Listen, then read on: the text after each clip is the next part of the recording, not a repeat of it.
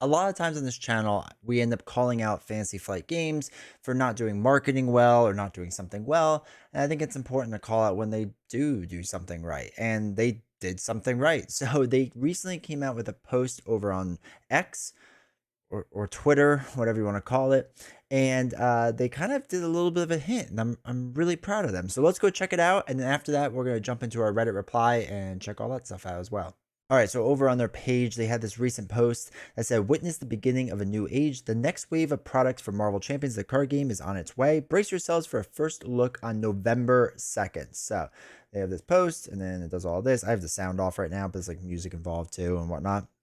But it obviously has different images and the comic book style of war and pestilence and famine. Beast ain't looking so good. And death, right? So it shows Iceman and Beast, which aren't heroes yet. Everyone else is, which is interesting. And then a new age beginning, and probably be something related to age, I guess, with the next cycle. So it's obviously a teaser for the next cycle, which is great to see. We've talked about this on this channel before, that Fantasy Flight Games should do this more. They should have a date in mind to get people hyped for. And this is great to see, right? It's great to see that they're doing this, that now we know November 2nd is a hype day. You know, people can get excited. They can start building anticipation. You get all your content creators on board. Like, there's a lot that could be done with this now, and that's really cool to see. So props to Fantasy Flight Games. This is really smart marketing. This is really well done, and it's a good trailer, right? It's a good trailer. It had some people speculating online and whatnot, which was really fun to see. Had them speculating in the Discord, which, by the way, if you're not part of, links down below. Make sure to go check that out. So with that being said, let's jump into our first response. So I was reading through some of the comments on these. But recently they did a scenario ranking over on Pub Meeple, and some of the results are actually pretty interesting of what's going on. So this is everything results through next evolution. So number one overall is still Mugen formula, which like makes sense to me. It's such a good scenario. It's so fantastic overall. But the next one is Juggernaut, which is kind of nuts. It's kind of shocking to see Juggernaut up that high already. Not that I disagree with it. I actually really love Juggernaut. I just didn't think it would make it that high. Then Hella Venom, which seems really high for what it is, but that's fine. Red Skull, Kang, Magneto, Mansion Attack, Mr. Sinister is way up there. Crazy to see him make the top 10. And then Magog, Claw, Sinister Six, Sandman, Project Wide Awake, Ultron, Zola, Morlock, Siege, Thanos, Taskmaster, Mojo, which I thought the way everyone praises Mojo, this would have been a lot higher. So I'm kind of shocked to see it's down 20th. I would have put it lower, but it's surprising to me to see it down there. Mysterio, Strife down at 22. Spiral, which I think is terrible. I love Spiral. That's such a good scenario. Ebony Maw, Brotherhood of Badoon, which is Drang. And then the next page is Sabretooth, which I feel so bad. Sabretooth is a good scenario. But yeah, it's fine. Crossbones, which I agree with, I'm not a big fan of. Master Mold, On the Run, which is about where it belongs. Tower Defense, Hood, Escape from the Museum Collector 2, Rhino, Risky Business, Loki. I'm shocked that Loki is that high. Venom Goblin, Absorbing Man, Wrecking Crew, Nebula, which is interesting to see that she's so far down there. I think she does belong down there. Infiltrate the Museum, Collector 1, and Ronin. So these are all just like people that are voting on this, right? And voting for the different results. The Pub Meeple does a lot of these ranking things if you want to go check it out. So as what it is. It's interesting to go through this every now and again, but it's crazy too. Like Ronin's score is so low, right? It's a 14 point whatever, but like it's not that much worse than Collector 1 or Nebula or Wrecking Crew. Absorbing Man at least makes a decent jump up. But yeah, it's kind of crazy. So anyway, Mugen Formula is still the overall favorite. But it's cool to see Juggernaut get up there. Hella's still up there. Venom is the shocker to me. I don't mind Venom, but that seems like really high. So anyway, I thought that was pretty cool to check out. All right, next we have somebody talking about the promo cards, our favorite topic. As I only get into the game earlier this year, I've decided now, previously hadn't had the urge, that it'd be cool to get those promo cards. And by the way, I think that makes 100% sense. This is my argument too. A lot of people will make comments in my videos about promo cards that, oh, you don't need them, they're not important. It really just comes down to it's cool, right? You love the game, you're really into it, you want to get the promo cards. So don't give people a hard time for this, like people named D20 Woodworking. I have the ones from Mutant Genesis, and we'll be grabbing the next ones for next evolution. Are there any places people can suggest as to where I can find them? I've tried eBay, but no luck. Would there be any groups or forums online that members keen to sell or trade? Actually, Reddit is probably the best place, unfortunately, to do this.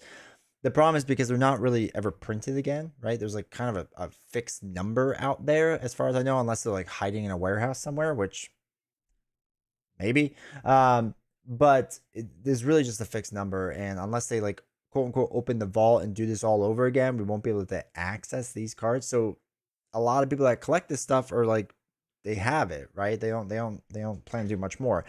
I I want to see if I can find a way to make it available. That is one of my goals. Is I want to. I know there are stores out there, surprisingly, that do have promos that are extra, like bits and pieces. And I think it'd be cool to figure out a way to like work with those stores and figure it out. It's on my list of things to do. I have a lot of things to do. I've been very very busy recently, but hopefully it's on the list. I would like to try to figure out a way to get these promo cards to more people. I also think that um, Fantasy Flight Games should just again allow companies to print this stuff off, right? Just let people print this off. It's ridiculous that they don't, or sell it. Like sell it so that we can buy these things or something. So hopefully they do that. But yeah, if you're looking for the older promos, unless you're trading with people who happen to have multiple copies, it's hard to find. And eBay and Reddit are right now the two best I've seen. I think Facebook has them on too, but I'm not on Facebook really, so I'm not 100% sure there. But I think some people have had some luck there as well. All right, so our first rules question: Hope Summers modular set. Can you use her while in alter ego? The ally says her stats equal your base hero stats, but do you have those when you flip down? So there's actually two different questions with that. Can you use her while in alter ego? I think you could actually use her, but the stats would be 0, 0, right? Like she wouldn't have stats. So as far as the part that says her stats equal your base hero stats, but do you have those when you flip down? No. Now your hero stats are no longer existing, so you wouldn't have any stats. The interesting question is if you could still exhaust her to use her. Like, let's say she's stunned or something, right? And you're an alter ego. Could you still exhaust her to attack with 0 or with no number to clear the stun? I don't know that. I feel like you can. I feel like she can still attack. There isn't anything that should stop her from attacking. I think her stats would just be 0. So you would just literally do it to clear out the stun. So it's actually kind of an interesting thing right there. I'm not 100% sure on that, but like I'm pretty sure on that. But as far as flipping down, um, you could definitely or as far as flipping down, her stats definitely go to 0, and you wouldn't be able to like use her to actually attack and thwart. So also a term base is throwing me off. If you upgrade your base stat with a combined combat training or heroic intuition, does it reflect hope? Well, I know with her, I have to relook at the wording on the card now, but I'm pretty sure with her, actually, I'm 100% positive that when you make like your attack +1 higher or whatever, like it increases hopes as well.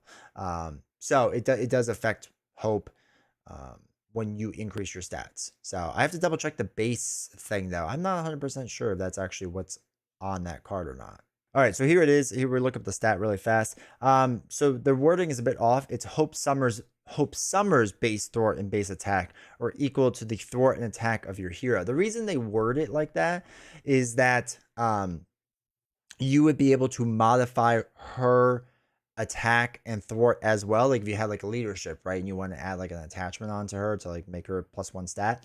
It's just saying that like what her attack would be before that is whatever your attack is on your hero. So if you modify your hero's attack, then she gets that modified amount. Then you add on like any attachment she has. So that's why they word it like that. So just FYI.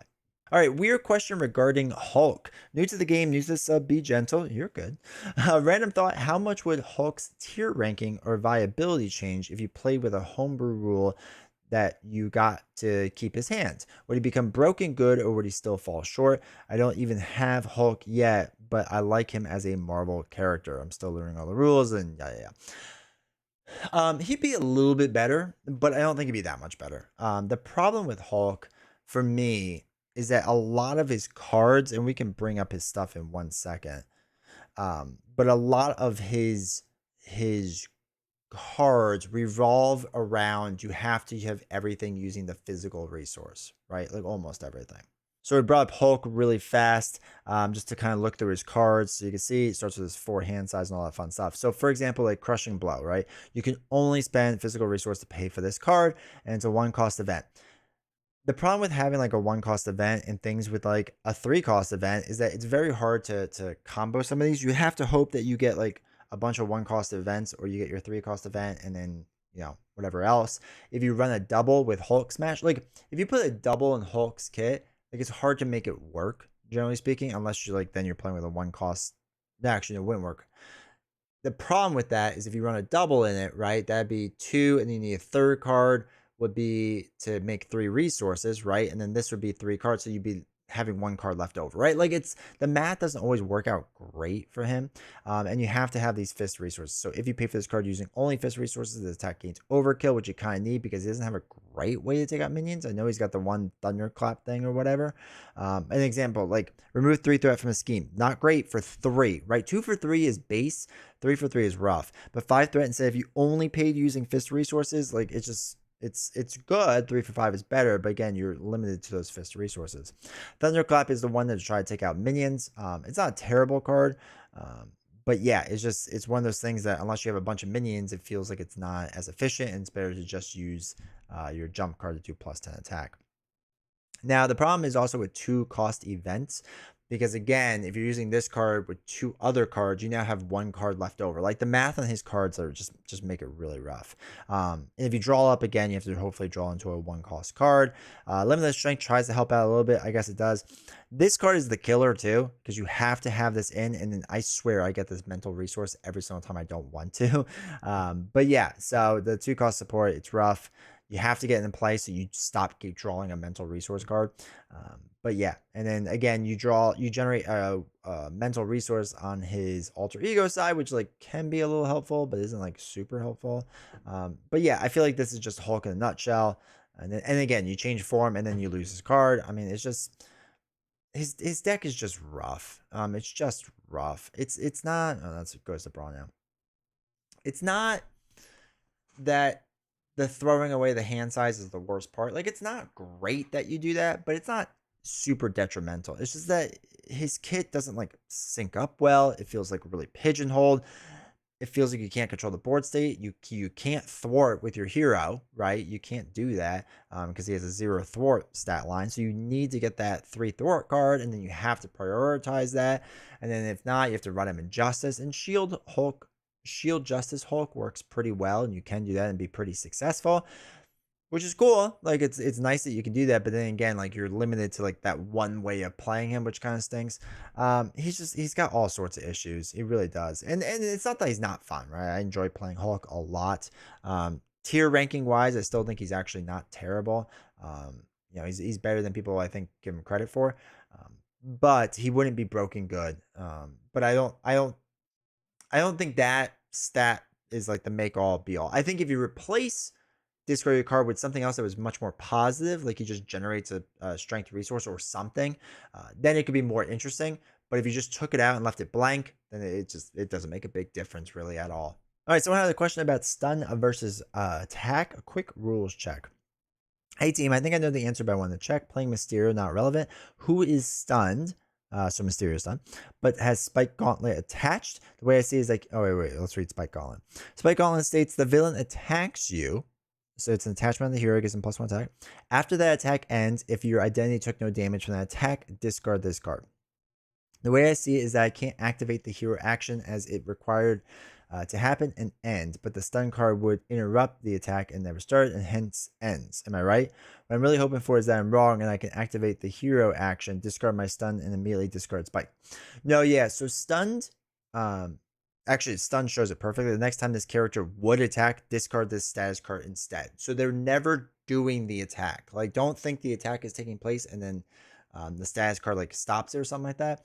The status card replaces it, right? Instead of doing the attack, you're doing the status card. So you can never do the hero action where the villain attacks you. They're not attacking you. After the attack ends, well, the attack can't end because it would never happen because it never started. And I know there was an argument in the discussion below this because some people were like, no. I think they were reading just that the identity took no damage from the attack. Again, the attack never happened, but they're just seeing it as like, oh, you took no damage, so it triggers. It's not how it works, unfortunately. I wish it did. But stunned replaces the attack in itself, so they would keep Spike Gauntlet. You're sorry. You're still stuck with that card. All right, current ruling on Groot and Tough. Can someone clarify the current ruling on how Groot counters work with Tough? If Groot is going to take damage, which is removed first, counters or Tough? I feel like it's changed a few times, and I'm not sure what the most up-to-date ruling is. If that's Hall of Heroes from July 2023, which seems to imply counters would be removed first. But again, I don't know if something else has changed since then. It seems there's a contradiction between two assertions. Rules 1.5 damage, tough status card resolves before interrupts to dealing of damage, which in turn resolves before interrupts to taking damage in response. Number 16. About Rhino and Armored Rhino Suit. Keeping his tough card because tough prevents damage taken, but the force interrupt on Rhino Suit is triggered from damage dealt instead, which occurs before damage is taken. Tough status cards resolve before or after interrupts to the dealing of damage. And then Alex Day, we apologize for the confusion caused. It's come to our attention that the damage section in the rules reference is inaccurate and we'll update as soon as possible. Our current ruling is this. A tough status card prevents the taking of damage, but not the dealing of damage. Interrupts that prevent damage dealt resolve before tough is discarded. So Armor Rhino Suit will soak damage before Rhino loses tough. Yeah, so, okay, this goes back this was a very weird time. This is a very, very weird time in the rulings. And this is when they invented deal and take damage. And they did this during Colossus, if I remember correctly. Because there was like a whole big thing with like the arrow. And that's where arrow cost came through too, or like was more prominent. And there's a whole big thing of like, you know, if you deal the damage and take the damage and does this. And they basically just made up rules. They made up rules. Alex, I don't want to say Alex made up the rules because most likely they got passed down to Alex. But through Alex, the rules were just magically made about deal and take. They had never existed, and it was a Hall of Heroes thing. It was an absolute mess. And what they did was they realized there was an issue with how Colossus worked, and they decided to eventually rule it that something with like the force interrupt or something takes precedent. I forgot what it was. I think force interrupt takes precedent over the status, and they were trying to do that to fix how Colossus worked. But in doing so, it messed over Groot, and then they started changing it. It was a mess. It was a very rough time and whatever. And it was a weird time because a lot like that rule set of deal and take like made a big splash, and then like the follow-ups after it never did. But anyway, 1.5 has since then happened. If you go to page 5, there's a timing section, and really get to know this section. It's a really important one. Some abilities have timing priority over others. So for example, constant abilities, keywords, all these icons take precedent over everything else, then status cards, then force interrupts. So Groot's force interrupt is when you take any amount of damage. That is the third thing that happened. Status cards happen first. So there was back in the day, and I won't get into this too much because I've kind of tried to block this out of my memory because it was a rough time in Marvel Champions era. But as of right now, status cards will take precedent over Groot's counters. That's all you have to know now is if Groot is tough, the tough will take the damage essentially, and not the counter. So it's a way to still save your counters. But yeah, I know a lot of people get confused with this because this was like a big thing back in the day, like a year ago, I guess. Yeah, probably roughly a year ago. Not even a year ago. Geez, 6-7 months ago.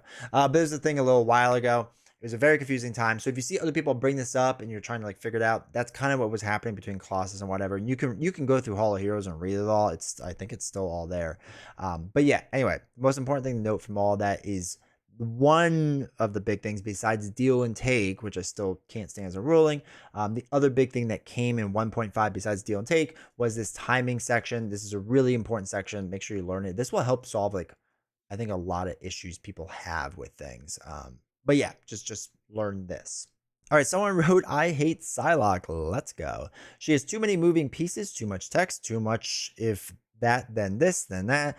Too many discard upgrade supports. I get analysis paralysis from the very first hand. Her starting deck is atrocious in that it follows that the too much text too many steps of her hero deck, and they don't synergize well. It leaves me a little bit blah because I like the character. I like that we have no psionic tune, and I'm disappointed. Tell me what I'm missing. Share some effective decks to make me reconsider all this fun stuff. And you can see they already here got downvoted to 0 because everyone loves Psylocke and it's the darling of the internet.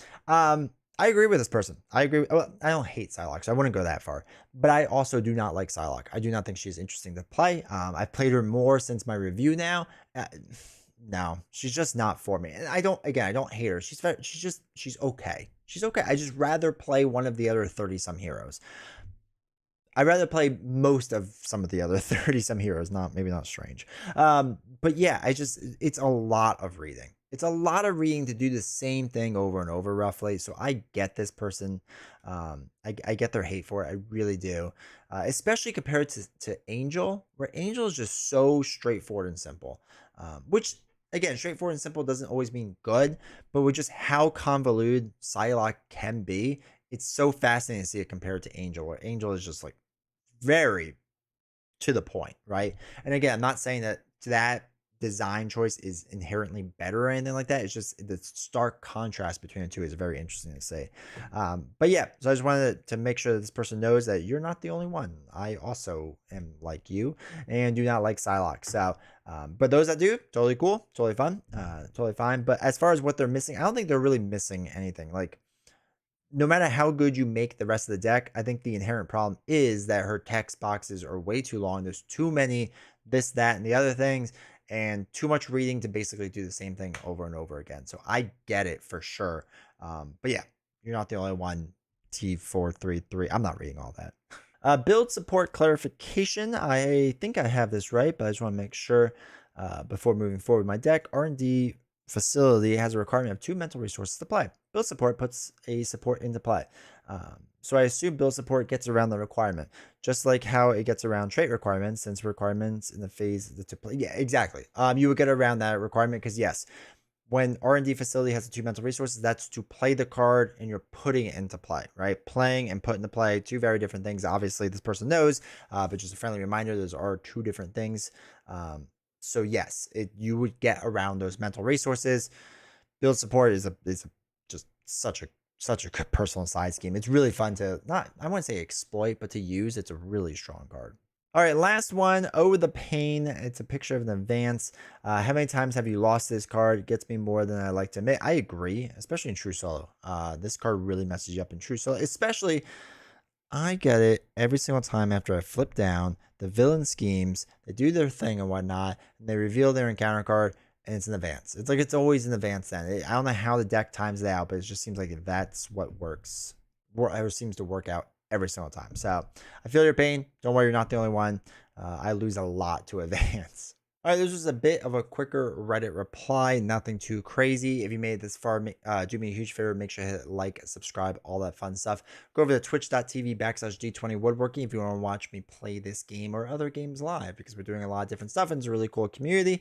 And if you like this week's Reddit reply, make sure to check out last week's. It's right here. It's Reddit's Hot Takes, which is everyone's favorite topic. Click on the video, check it out, and I will see you all next time.